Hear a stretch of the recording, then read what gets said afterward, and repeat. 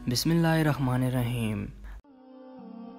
रात का वक़्त था। मैं और अली समुंदर के किनारे खुले आसमान के नीचे चांद और तारों की बातें कर रहे थे। समुंदर की लहरें हमारे पाँव को छू कर गुजर रही थी। ठंडी हवाएं चल रही थी। उस वक़्त बात कुछ अलग थी। वो चांद और तारों की बातें करता, मैं खामोशी से सुनती रहती। गोया सुनकर यूँ मालूम होता जैसे चांद और तारे उसके पुराने दोस्त हों। मुझे अभी भी याद है, उसने मेरा हाथ बहुत ज़ोर से पकड़ा हुआ था। अभी अली ने आसमान की तरफ इशारा किया हुआ ही था कि कहीं से आवाज़ आई, उठो फजर, उठ भी जाओ फजर, और कितना सोना है, यूनिवर्सिटी के लिए देर हो रही है। मेरी अचानक से आँख खुली। उठते ही मेरी नज़र मेरे हाथ की तरफ गई। मेरा हाथ वैसे ही बंद था जैसे ख्वाब में। मैं ख्वाबों को इतना ज़्यादा अहमियत नहीं देती और ना ही मुझे ख्वाबों पर कुछ खास यकीन था। फिर भी मैं सोचने लगी, 4 साल गुजरने के बाद अली का इस तरह ख्वाब में आना, तब जब सब कुछ ख़त्म हो चुका था, मेरे लिए बहुत अजीब था। अब यही बातें मेरे ज़हन में गर्दिश कर रही थी कि अचानक से अब्बा आते हैं और मुझे यूं देखकर परेशानी की वजह दरियाफ़्त करते हैं और कहते हैं, बेटा अगर तबीयत ठीक नहीं तो मत जाओ। मैंने कहा, नहीं, डरावना ख्वाब था और कुछ नहीं। ये बोलकर मैं यूनिवर्सिटी के लिए तैयार होना शुरू हो गई। घर से यूनिवर्सिटी तक मेरे जहन में बस वही ख्वाब चल रहा था। सारा दिन मैं बहुत खामोश रही और सोचती रही कि आखिर इसका कोई मकसद हो सकता है या मैं कुछ ज़्यादा ही सोच रही हूँ। खैर मैं यूनिवर्सिटी से घर आई और बस खुद को तसल्ली देती रही कि ख्वाब तो ख्वाब होते हैं। इसी तरह रात हो गई। सोचते सोचते कब मेरी आंख लग गई पता ही नहीं चला। दूसरी रात मैंने फिर वही ख्वाब देखा। मैं, अली, समुंदर, हवाएं, चांद, तारे, उसकी बातें इसी तरह जिस तरह उसने मेरा हाथ पकड़ा हुआ था। कोई चीज़ अलग न थी, वही आलम। बस जैसे ही उसने अपना हाथ आसमान की तरफ उठाया, मेरी आंख खुल गई। जैसे ही मेरी आंख खुली, मैंने फिर अपने हाथ की जानिब देखा। मेरा हाथ उसी हालत में था जिस तरह अली ने ख्वाब में पकड़ रखा था। उससे भी ज़्यादा अजीब बात तो ये थी कि यह दूसरी बार था। वो आसमान की तरफ इशारा करता और मेरी आँख खुल जाती। क्या वो मुझसे कुछ कहना चाहता है या किसी बारे में कुछ आगाह करना चाहता है? पर क्या? ये बातें सोचकर मैं और ज़्यादा खौफज़दा और परेशान हो गई। आखिर क्या बात हो सकती है जो अली मुझे बताना चाहता है? आखिर उसका ख्वाब का क्या मतलब है? किससे पूछूं जो दूर दूर तक मुसलसल मुझे परेशान कर रहा है? पर मुझे समझ नहीं आ रहा था मैं किसको बताऊं और कैसे। मैं ये सोचकर भी खामोश रही कि शायद मेरी बात को कोई संजीदा ना ले। ये सोचते सोचते मैं यूनिवर्सिटी पहुंची।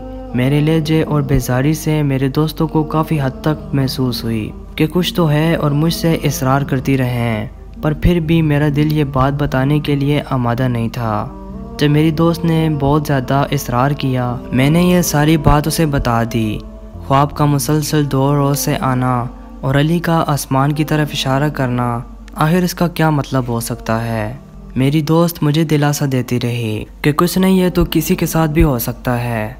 फजर इतना मत सोचो। मैंने कहा, शायद तुम सही कह रहे हो, पर फिर भी वो समझ ही नहीं सकी जो मैं महसूस कर रही थी। खैर मैं यूनिवर्सिटी से घर आई। मैं दिल ही दिल में सोच रही थी, अगर अली को वाकई ही कुछ कहना या बताना होता तो मुझसे खुद ही राब्ता कर लेता। शायद यह इत्तेफाक है, इसके अलावा कुछ नहीं। रात हुई, मैं सोचती रही और सोचते सोचते सो गई। तीसरी रात मुझे फिर वही ख्वाब आया। अली, मैं, समुंदर, हवाएं, चांद, तारे और इसकी वही बातें। और जैसे ही वो आसमान की तरफ इशारा करता है, मैं उठ जाती हूँ। अब मैं और परेशान हो गई थी। आखिर कुछ तो है जिसकी तरफ इशारा दिलाया जा रहा है, पर क्या? 3 बार एक ही ख्वाब, ये कोई इत्तेफाक नहीं है। ज़रूर कुछ ऐसा है जो शायद होने वाला है। मेरा सर बातें सोच सोच कर फटने लगा था।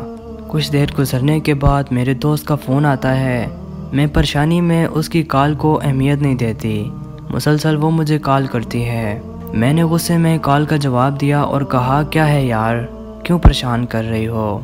मेरी दोस्त ने कहा, मुझे बात करनी है अली के हवाले से। मेरी आंखें हैरानी से फट गईं। मैंने कहा, क्या हुआ? वो ठीक है? क्या कहा अली ने तुमसे? वो कहने लगी, मुझे नहीं पता कुछ, बस इसको तुमसे बात करनी है। मैंने कहा, अब इसको क्या बात करनी है? मेरी दोस्त मुझे कहती है, उसने मुझे सिर्फ एक पता बताया है, अब तुम जाओ ना जाओ वो तुम्हारी मर्जी। मैं अपनी दोस्त से पूछती रही, और कुछ नहीं बताया अली ने? मेरी दोस्त ने कहा, और तो कुछ नहीं बताया, पर वो परेशान था बहुत। میں نے کہا ٹھیک ہے میں جاؤں گی۔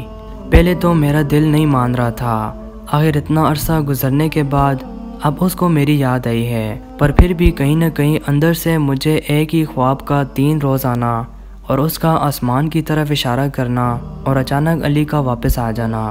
بس میں نے اپنا دماغ بنا لیا تھا کہ میں جاؤں گی اور اس کو یہ سب باتیں بتاؤں گی۔ شام ہوئی، میں اس کے بتائے ہوئے پتے پر اس سے ملنے گئی۔ میں روڈ کے قریب اس کا انتظار کرنے لگی، مسلسل ادھر ادھر دیکھتی رہی اور انتظار کرتی رہی۔